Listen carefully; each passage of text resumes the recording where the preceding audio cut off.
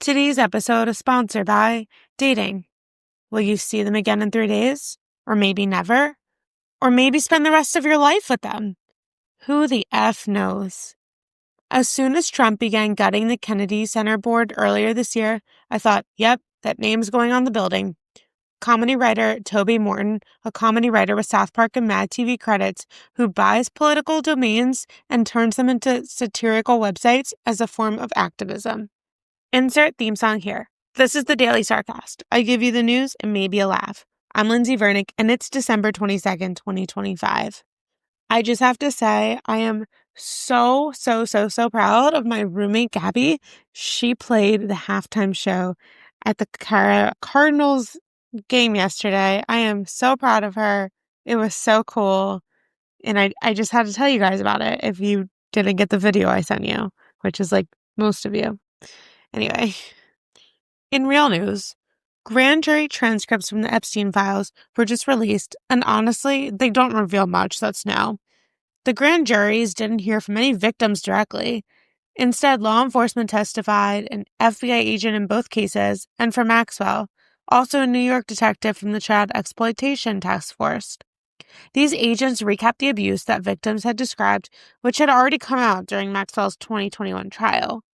In Epstein's case, the grand jury met briefly in June and July of 2019, and for Maxwell, the sessions were in June and July 2020, and then in March 2021.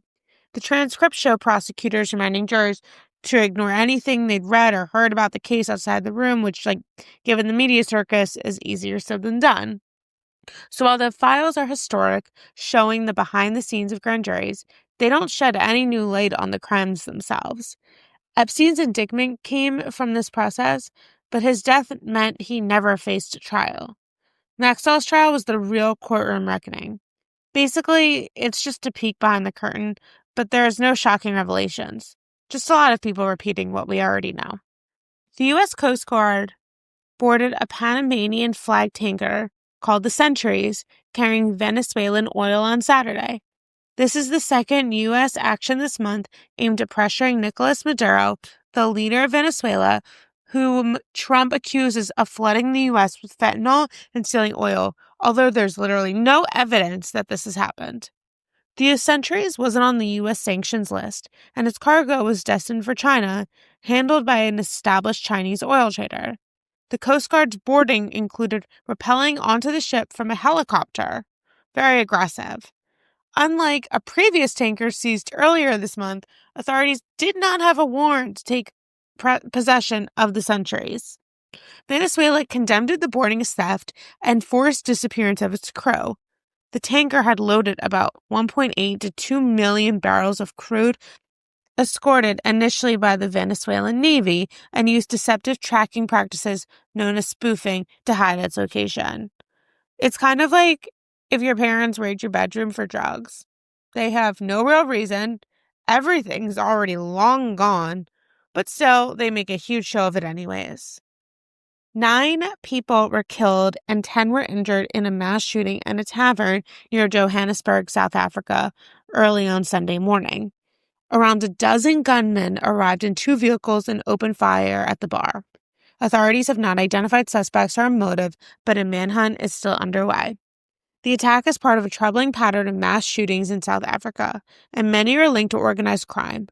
Criminal gangs often run protection rackets and clash over territory, and they use violence to enforce control. While gun deaths have declined since 2014, gun control legislation and illegal firearms remain widespread, and they enter the black market through theft, lost weapons, or criminal activity. This latest shooting proves the ongoing challenges of crime and gun violence in South Africa's overcrowded townships, and truly all over the world right now. In Lindsey life, over this past weekend, my family had our big Hanukkah party. It's total chaos. Everybody's screaming.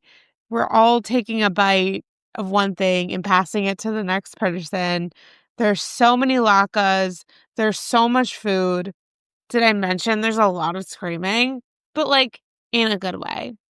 we have this like really intense white elephant where all of the gifts have to be under $25 and everyone gets so insane about which gift they get. And we make up these like stealing rules. Like you can't steal more than like 3 times.